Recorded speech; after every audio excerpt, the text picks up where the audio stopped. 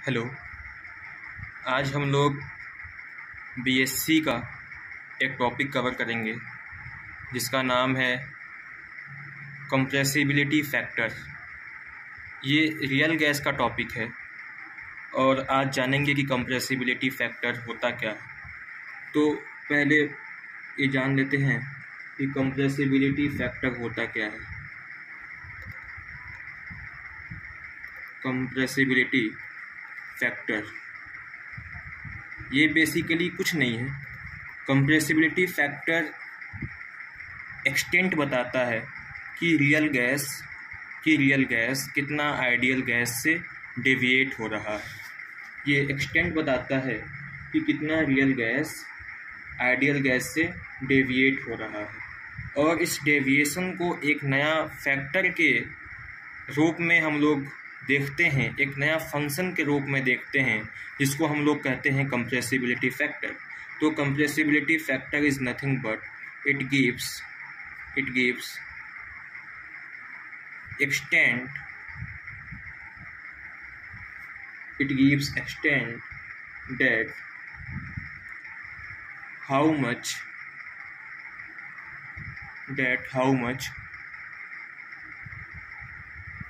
real gas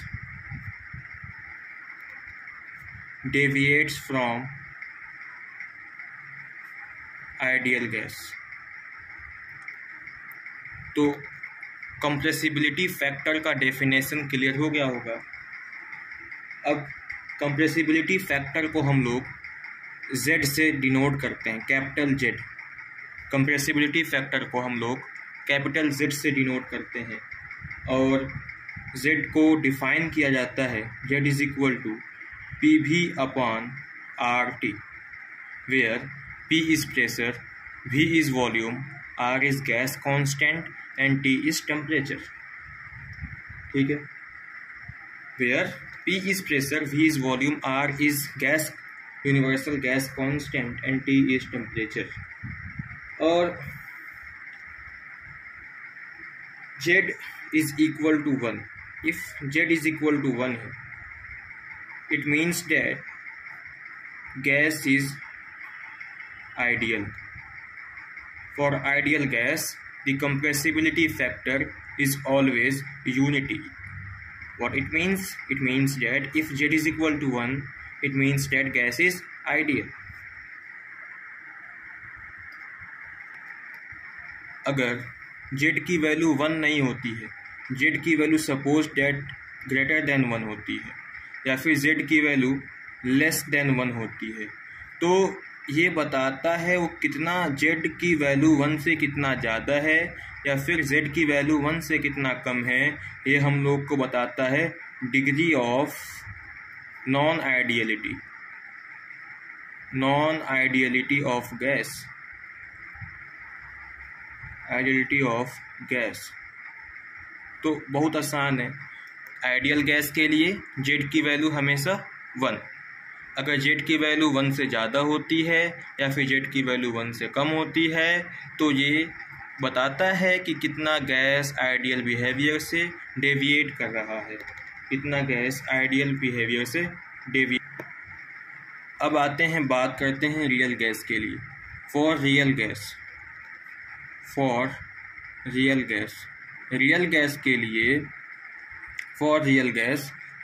के लिए अगर टेम्परेचर कम है, जो डेविएशन है रियल गैस के लिए, जो डेविएशन फ्रॉम आइडियल गैस है, वो दो चीज़ पे डिपेंड करता है।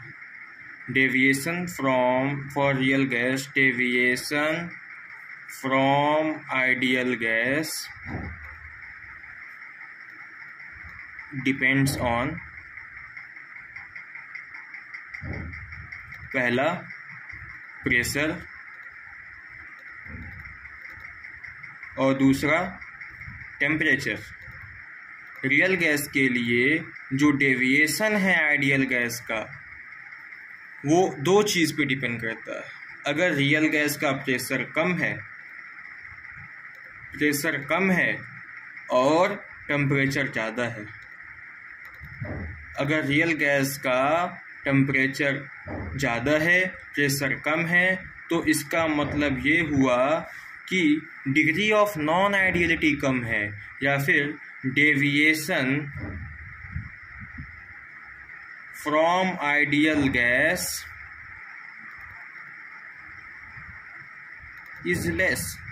और इसका वाइस वर्सा भी ट्रू है, यानी कि अगर प्रेशर ज़्यादा है और टेम्परेचर कम है तो इसका मतलब आइडियल गैस से डेविएशन ज़्यादा होगा।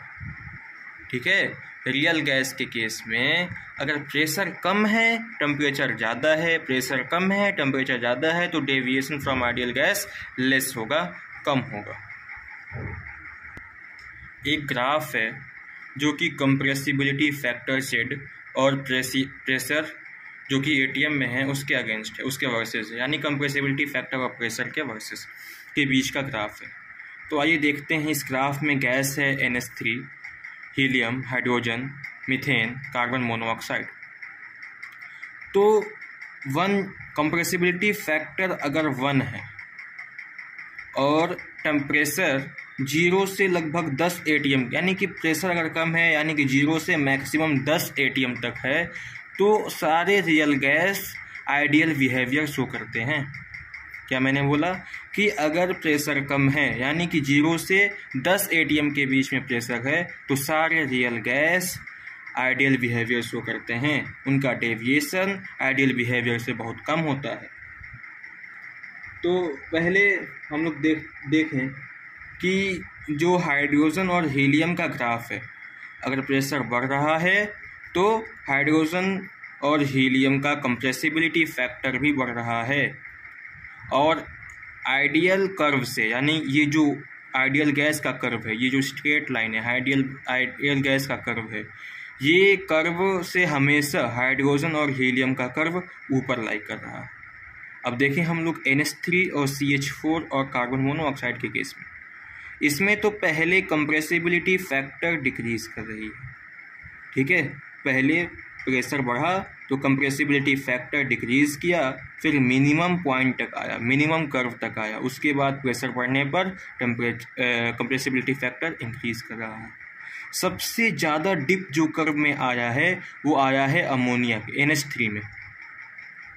ठीक है, इसका मतलब क्या हुआ, इसमें इतना जितना ही ज़्यादा डिप उतना ही ज़्यादा कंप्रेसिव, इसमें इतना डिप आया, इसका मतलब जितना ज़्यादा डिप उतना ही डेविएट हुआ है ये आइडियल गैस से, आइडियल गैस के कर्व से NH3 उतना ही डेविएट हुआ है, और जितना ही ज़्यादा डेविएशन आइडियल गैस से, इसका मतलब ये उतना ही जल्दी लिक्विफाई होगा।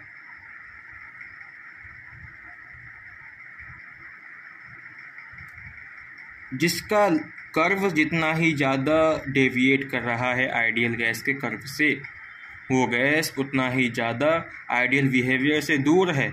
इसका मतलब ये हुआ कि वो उतना ही जल्दी लिक्विफाई हो जाएगा। अब यहाँ पे मैंने कुछ लिखा है, उसको देख लेते हैं। At very low pressure all gases have Z is equal to 1 and at very low pressure all gases show ideal behavior। जैसा कि मैंने बताया कि लो प्रेशर पे सारे गैसों का कंप्रेसिबिलिटी फैक्टर 1 होता है, और लो प्रेशर पे सारे गैस लगभग आइडियल बिहेवियर शो करते हैं। Here I have written. उसके बाद सेकंड पॉइंट, रीज़न क्या है इसका। एट हाई प्रेशर यानी कि ज़्यादा प्रेशर पे कंप्रेसिबिलिटी फैक्टर, प्रेशर बढ़ रहा है, कंप्रेसिबिलिटी फैक्टर Z1 से ज़्यादा हो रही है। ठीक है, Z1 से ज़्यादा हो रही है। यहाँ देखिए, प्रेशर बढ़ रहा है, कंप्रेसिबिलिटी फैक्टर Z1 से ज़्यादा हो रही है। तो gases are very less compressible. अगर Z की वैल्यू 1 से ज़्यादा है तो गैसेस जो हैं वो बहुत कम कंप्रेसिबल है। ऐसा क्यों? क्योंकि हाई प्रेशर पे molecules are very close to each other, thus the repulsion force between the molecules do not allow the gas for further compression. अगर प्रेशर ज़्यादा हो जाएगा, प्रेशर ज़्यादा हो गया तो अगर ये है, मान लीजिए इसमें गैस भरा हुआ है, अगर प्रेशर ज़्यादा हो जाएगा तो गैस का वॉल्यूम जो होगा वो कम हो जाएगा। If pressure increase volume decrease, तो प्रेशर ज़्यादा किए तो वॉल्यूम कम हो गया। अगर वॉल्यूम कम हुआ तो जो मॉलिक्यूल्स है वो मॉलिक्यूल्स कम्स क्लोजर, मॉलिक्यूल्स पास आ जाएंगे और फर्दर कंप्रेशन नहीं हो पाएगा। ठीक है, गैसेस आर, इसीलिए कह रहे हैं कि जेड की वैल्यू अगर 1 से ज़्यादा होती है तो यानी कि एट हाई प्रेशर जेड की वैल्यू 1 से ज़्यादा है, तो जेड की वैल्यू 1 से ज़्यादा है यानी कि प्रेशर ज़्यादा है। प्रेशर ज़्यादा हुआ मतलब वॉल्यूम कम हुआ। अगर वॉल्यूम कम हुआ तो गैस के जो मॉलिक्यूल्स हैं वो पास आ जाएंगे। अगर गैस के मॉलिक्यूल्स पास आते हैं तो फर्दर कंप्रेशन नहीं हो पाएगा। अब मॉडरेट प्रेशर पे देखते हैं। मॉडरेट प्रेशर पे क्या होता है? लो प्रेशर पे तो गैस आइडियल बिहेवियर शो करता है, ठीक है, और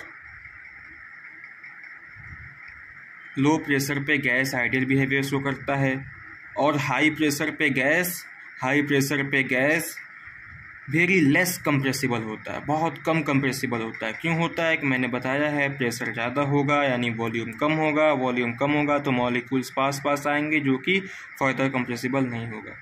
और मॉडरेट प्रेशर पे देखें क्या है कि as pressure increasing the volume of Z decreases up to minimum and the increases which means relative to ideal gas real gas is more compressible. Moderate यहाँ पे ग्राफ मैंने बनाया है। मॉडरेट प्रेशर पे जो गैस है, मॉडरेट प्रेशर पे pressure increasing the value of Z decreases up to minimum and then increases which means that relative to ideal gas real gas is more compressible. देखिए यहाँ पे रियल गैस मोर कंप्रेसिबल है। Moderate pressure है, यहाँ तक देखो पहले pressure बढ़ रहा है तो कंप्रेसिबिलिटी फैक्टर घट रहा है। It means that gases are more compressible. ये ग्राफ दिख रहा होगा। अब कुछ टर्म है, as the temperature increases the dip of curve decreases at 50 degree Celsius.